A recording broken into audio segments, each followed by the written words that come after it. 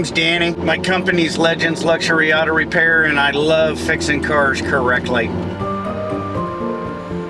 We take pride in every car that we work on. Not only do I fix your cars like they're my own, I spend your money like it's my own. David found me because his car, he has an XLR, and the dealership couldn't fix it.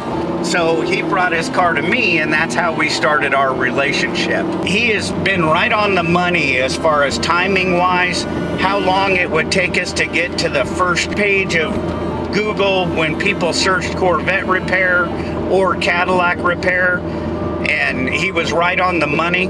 As far as advertising dollars go, it's the best money that you can spend, because I would say 95% of our new customers is all coming off the web. Because I ask every new customer, how did you find us?